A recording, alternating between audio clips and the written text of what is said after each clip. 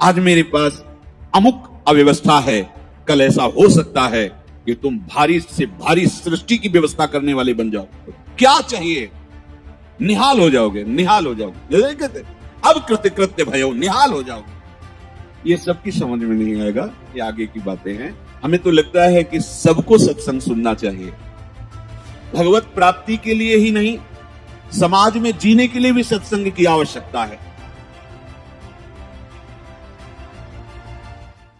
स्वीकृति, अगर ये स्वीकृति आप करते चले जाएं, जो श्रवण कर रहे हैं, तो सच्ची मानिए ये भ्रम खत्म हो जाएगा कि बहुत काल जब साधना करे तब ऐसी बात आती है। हम लोग तो गृहस्थ हैं, संसारी हैं, विषयी हैं, आदि आदि। आपने स्वीकृति ही आप गलत ढंग से कर रहे हैं, स्वीकृति ही आपने सही नहीं की।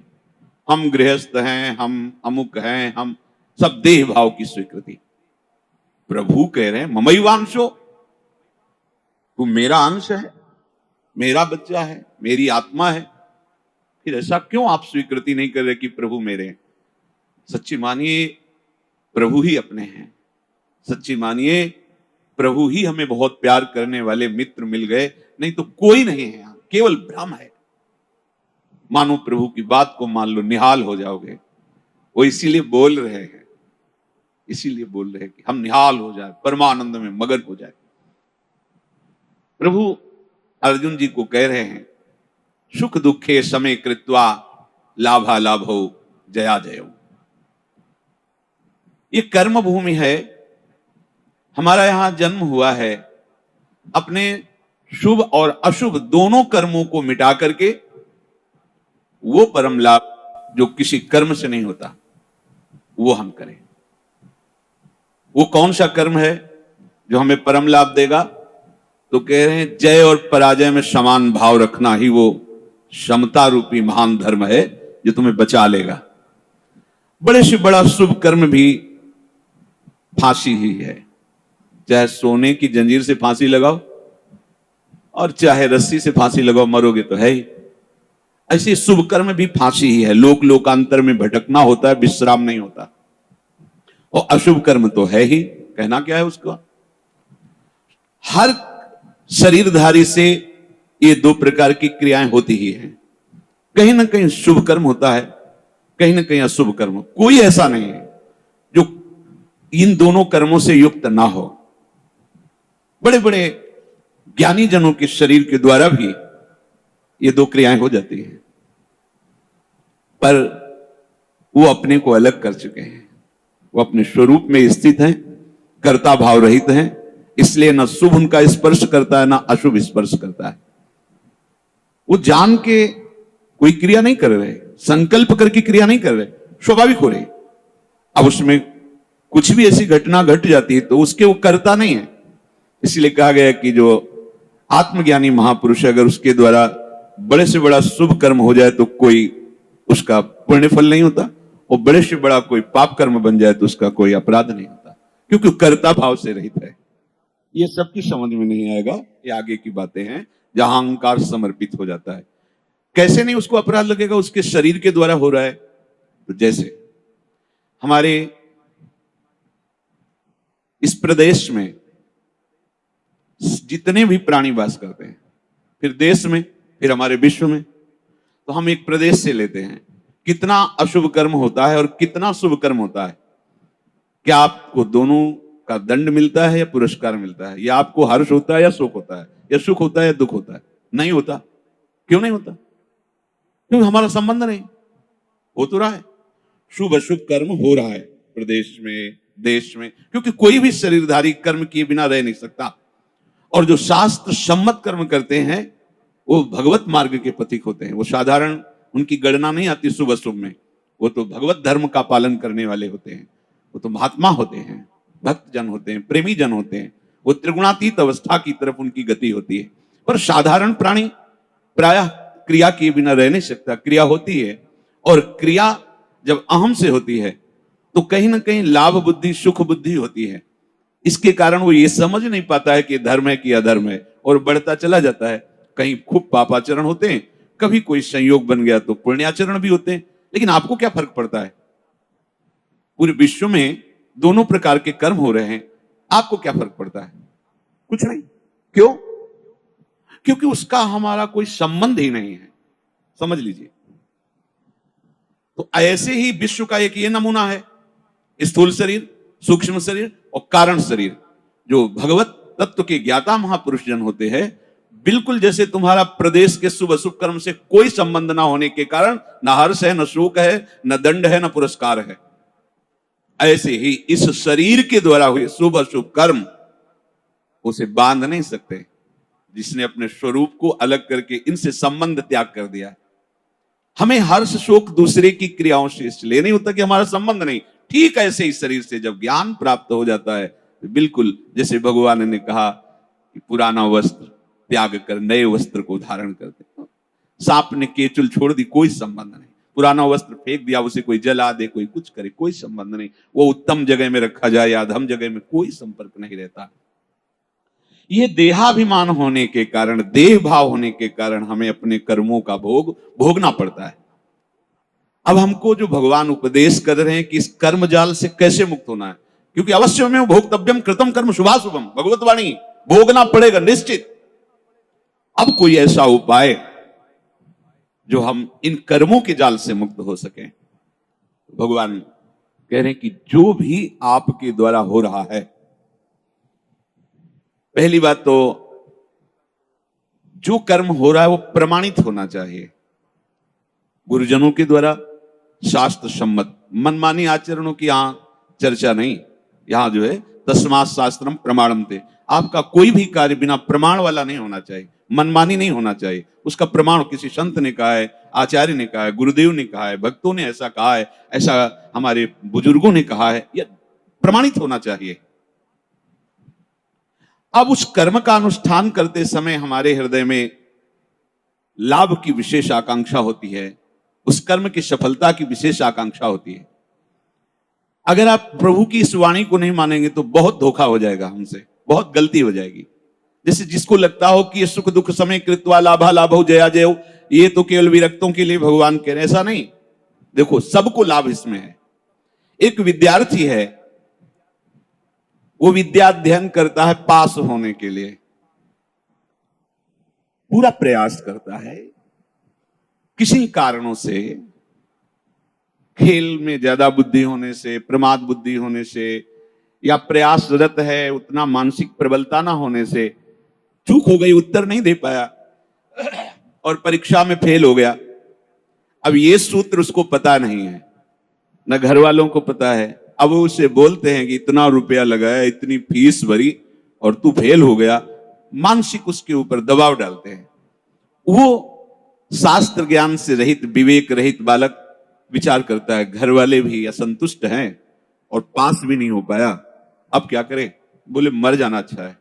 देखो कई ऐसी घटनाएं सुनने को मिलती कि अमुक विद्यार्थी फेल हुआ तो उसने आत्महत्या कर ली। ये क्यों हुआ? ये विवेक ना होने के कारण। ठीक है, इस बार फेल हुए हैं तो अगली बार हम प्रयास करें, जहां हमारी कमी रही। अगली बार भी फेल होते हैं तो केवल पढ़ करके, विद्या या अध्ययन करके ही जीवन रखना होता है क्या? अगर विद्या नहीं है तो वो जीवन नहीं है। अरे भाई ऐसा नहीं है, जीवन नष्ट करने का अधिकार तुम्हारा नहीं। किसी कार्य में असफलता होने पर अगर हम अपने जीवन को नष्ट कर देते थे तो बहुत बड़ा अपराध बन गया, बहुत बड़ी दुर्गति का कारण बन गया। हमें जो अवसर मिला था उन्नति का, हम अवनति में बदल दिया, बहुत बड़ी हमारी पराजय हो गई। इसलिए ये क्षमता आना अति आवश्यक है। हमें तो लगता है कि सबको सत्संग सुनना चाहिए, भगवत प्राप्ति के लिए ही नहीं, समाज में जीने के लिए भी सत्संग की आवश्यकता है। आसुरी बुद्धि पशुता का नाश करने के लिए सत्संग समर्थ है। एक किसान है, हजारों रुपए लगा करके, मेहनत करके, बहुत बड़ी मेहनत होती किसान की, बहुत मेहनत होती, बहुत बड़ा तपस्वी होता, वो जान नहीं पाता है अज्ञान की धरा में होने के कारण। जिस ठंडी में आप वस्त्र त्याग नहीं करना चाहते, पूरी रात रात पानी लगाता है गेहूं की खेती में, बड़ी मेहनत करता है। जब फसल काटने का समय आता है तो वर्षा और ओले हो जाते हैं, पूरी फसल नष्ट हो गई। कर्जा लेकर उसने खाद पानी लगाया था, बेटी का ब्याह करना है, बच्चों को पढ़ाना है, अब फसल नष्ट हो गई। कर्जा कैसे देंगे? परिवार का पालन पोषण कैसे करेंगे? इससे अच्छा आत्महत्या कर लो। कई ऐसी घटनाएं हम जिस कार्य में चलते हैं असफलता मिलती है तो हमको एक ही उपाय दिखाई देता है कि हम अपने को नष्ट कर लें। भारी मूर्खता। ये जो प्रभु उपदेश कर रहे हैं सबके मंगल के लिए उपदेश कर रहे हैं। छोटी छोटी बातें व्यवहार की। हमारा ब्याह हुआ, हमारी भावना में जो पत्नी थी वैसी नहीं मिली। अब हम जो सफलता चाहते थे इस क्रिया में, उस सफलता, अब द्वेष शुरू, विषमता आ गई। कैसे कैसे पापाचरण होने लगते हैं, कैसे कैसे पीछे कितनी ऐसी घटनाएं सुनने को मिल। राक्षसी बुद्धि। ये केवल बैरागियों के लिए, विरक्तों के लिए, संतों के लिए प्रवचन होता है, ऐसी बात नहीं। ये सत्संग ऐसी मति बना देगा कि आप समाज में रहते हुए भी बड़े आनंद पूर्वक सबको आनंद प्रदान करने वाले बन जाएंगे। ये जो जय और पराजय का, लाभ और हानि का, सुख और दुख का हमारे ऊपर प्रभाव पड़ता है, जब तक हम नाम जप करके अपनी बुद्धि को पवित्र करके समता में नहीं लाएंगे तब तक बात बनने वाली नहीं। जगह जगह आप देखो, जगह जगह जहां कोई हारता है तहां वो निराशा अपने ऊपर ले आता है।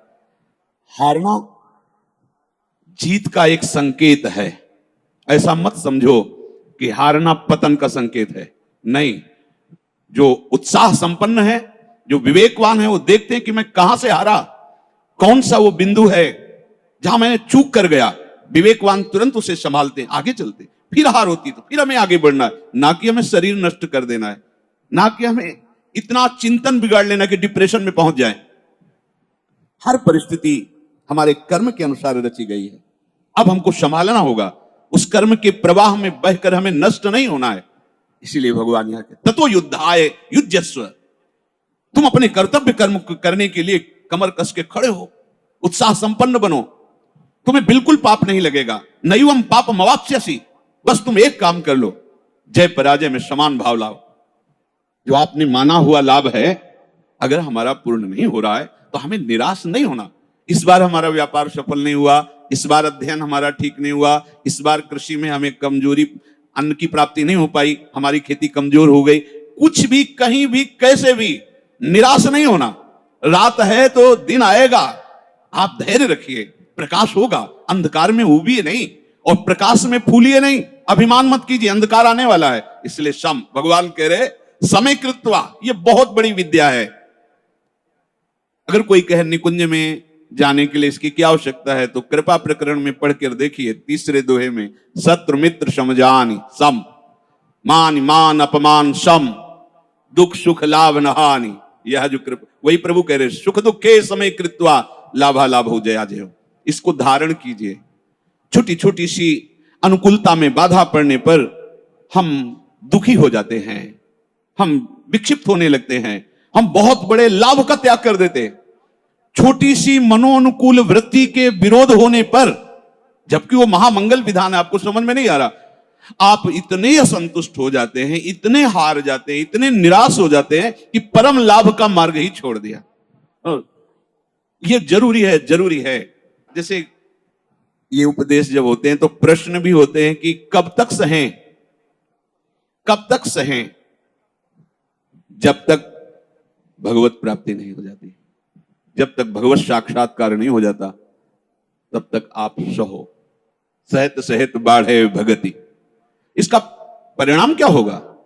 हम तो बड़ा दुख सह रहे हैं, अपमान सह रहे हैं, विषमता सह रहे हैं, इसका परिणाम क्या होगा? भगवान कह रहे बिल्कुल निश्चिंत रहो, महाभय से तुम्हारी रक्षा निश्चित यही कर लेगा। समता, किसी के आशीर्वाद की जरूरत नहीं है। ऐसा ते विहिता सांख्ये बुद्धिर्योगे त्विमां शृणु, बुद्ध्या युक्तो यया पार्थ कर्म बंधम प्रहास्यसि संतुष्टायेन केनवा। ये कला सीखनी पड़ेगी, ये कला स्वीकृति करनी पड़ेगी, नहीं आप आगे परमार्थ में नहीं बढ़ पाएंगे। हर तरह से अपने को प्रसन्न रखने की चेष्टा रखो, विवेक के द्वारा, किसी वस्तु व्यक्ति स्थान के द्वारा प्रसन्न करने की नहीं, आंतरिक विवेक के द्वारा, बाह्य कोई साधन नहीं। इसके लिए कैसी भी परिस्थिति हो, यदि आपने प्रभु को स्वीकार किया है तो आप प्रसन्न रह सकते हो, क्योंकि हमारे प्रभु विद्या के समुद्र हैं, ज्ञान के समुद्र हैं, प्रेम के समुद्र हैं, ईश्वरी के। क्या चाहिए? बिना पढ़े समस्त विद्या प्रकाशित हो जाती है। ब्रह्मा जी किस स्कूल में गए थे? चारों वेद स्वतः स्फुरित हो रहे। किसके संकल्प से? भगवान के संकल्प से। समस्त सृष्टि की जितनी भी कलाएं हैं सब ब्रह्मा जी से तो प्रकट हुई हैं। कहां सीखा ब्रह्मा जी ने? प्रभु के संकल्प से। वही तुम्हारे भी हृदय में संकल्प जागृत हो जाएगा। मूकम करोति वाचालम पंगुम लंघयते गिरिम यत् कृपा तमहम वंदे परमानंद माधवम। आज मेरे पास अमुक अव्यवस्था है, कल ऐसा हो सकता है कि तुम भारी से भारी सृष्टि की व्यवस्था करने वाले बन जाओ, क्योंकि तुम्हारा स्वामी अनंत ईश्वर संपन्न है। इस बात को लेकर के वो इस समता को धारण कर सकता है। अगर इतने बड़े प्रभु का सहारा नहीं है फिर सहेगा किससे? इस सहने की सामर्थ्य सिर्फ हरि के चरणारविंद के आश्रय से आती, भरोसे से आती। ठीक है, आज हमारा मन ठीक नहीं है, लेकिन जिस दिन मन चोर देखेंगे ना उस दिन निहाल हो जाएंगे। ठीक है, आज हमारी ऐसी परिस्थिति, जिस दिन वो देखेंगे ना हम निहाल हो जाएंगे। देखो ना, कई कई दिन केवल तुलसी दल का भोग लगता है, लेकिन ना अन्य आश्रय है ना अन्य भरोसा है श्री सुदामा जी को, है केवल कृष्ण प्यारे का। और वो भी कुछ लेने के लिए भरोसा नहीं, केवल विशुद्ध प्यार है। तो जैसी द्वारिकापुरी वैसी सुदामापुरी खड़ी कर दी। संतोष अगर किसी को हो सकता है तो प्रभु को लेकर के होगा। ध्यान रखना, अगर प्रभु का आशा भरोसा नहीं तो आप नहीं। क्या आप पास होते चले गए और भगवत भरोसा नहीं है, माना कोई बहुत बढ़िया नौकरी मिल गई और आपके आचरण भ्रष्ट है, तो क्या आप शांत हो जाएंगे? क्या आपका हृदय शीतल रहेगा? क्या आपका मन प्रसन्न रहेगा? नहीं।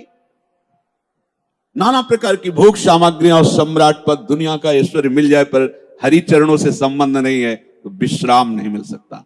तब लगी कुशल न जीव कहूं, सपने हूं मन विश्राम, जब लगी भजत न राम को शोक धाम तज काम। इसलिए यह सूत्र हृदय में धारण ही करो कि तुम्हें सहना है। सहनशील ही समता को धारण कर सकता है। कभी अपमान की परिस्थिति हो सकती, कभी मान की परिस्थिति हो, कभी सुख की, कभी दुख की, कभी लाभ की, कभी हानि की। अगर हमारे हृदय में भगवत आश्रय और नाम जब चल रहा है तो बड़ी से बड़ी हानि में भी आपको शोक नहीं होगा, दुख नहीं होगा। बात समझ लीजिए। अपने को पता है कि मेरे प्रभु के चरणों को महालक्ष्मी सहलाती रहती है। हमारे पास वस्त्र भी नहीं, भोजन भी नहीं, वास भी नहीं है, पर मुझे पता है मेरा मालिक कैसा है, अपार ऐश्वर्य का स्वामी है। जिस दिन नजर हुई निहाल हो जाएंगे, दूसरे की तरफ वो ताकता नहीं। उस परिस्थिति में भी, ये हम सकामी भक्ति की बात कर रहे हैं, उस परिस्थिति में भी वो मस्त रहता है। जिस दिन मालिक की नजर हो जाएगी निहाल हो जाएंगे। अगर प्रभु का भरोसा नहीं है तो ये कोई भी बात धारण नहीं होगी, क्योंकि संसार के प्रवाह में तुम बहते चले जाओगे। टिकने के लिए तो कुछ होना चाहिए ना। तो ये गोरे चरणारविंद ऐसे हैं हमारे आराध्य देव की, कि इनका भरोसा लोगे तो निहाल हो जाओगे। निश्चित हर कदम आपका विश्वास प्रबल होता चला जाएगा। कैसे तुम्हें बताएं, लोगों को लगता है कि जितनी सांसारिक चेष्टाएं हैं, अगर ऐसा नहीं होगा तो ऐसा नहीं हो सकता। आप सच्ची समझो, केवल उनकी मुस्कुराहट से अनंत ब्रह्मांडों को रचने वाली माया प्रकट हुई, किसी दूसरे का सहयोग नहीं है। सच्ची वालों, वो क्या नहीं कर सकते। गरुड़ जी महाराज बड़े बड़े हजार हजार फण वाले सर्पों को ऐसे चीर के खा जाते हैं, और उनकी नजर हो जाए तो सांप का बच्चा गरुड़ को लील जाएगा। सांप का बच्चा गरुड़ को लील जाएगा। उनकी नजर हो जाए, अपार सामर्थ्यशाली मेरे हरि। अगर इनका भरोसा ले तो फिर आप ये धारण नहीं कर पाओगे। कौन सा ज्ञान ऐसा है जो हरि चरणों का आश्रय लेने वाले के हृदय में स्फुरित ना हो जाता हो? ये तो एक निमित्त मात्र होता है। जो स्वयं स्फुरित होता है वो हरि पढ़ाते हैं अंदर से बैठ करके, तभी वो माया के बंधनों से मुक्त हो। ये विश्वास मानो। चाहे आप गृहस्थ हो, चाहे विरक्त हो, विद्यार्थी हो, व्यापारी हो, किसान, कोई भी हो, बिना हरि का आश्रय लिए आप विश्राम को प्राप्त नहीं हो सकते। आप सुख चैन के लिए जीवन व्यतीत कर देते हैं, लेकिन कहीं सुख चैन नहीं मिलता। आप हरि आश्रित हो जाओ, क्या चाहिए निहाल हो जाओगे, निहाल हो जाओगे। जैसे कहते अब कृत्य कृत्य भयो, निहाल हो जाओगे। आज तक कोई ऐसा उदाहरण नहीं हुआ कि प्रभु का आश्रय लिया हो और वो ये विचार करके कहे कि धोखा हो गया, हमारा जीवन व्यर्थ चला गया। आज तक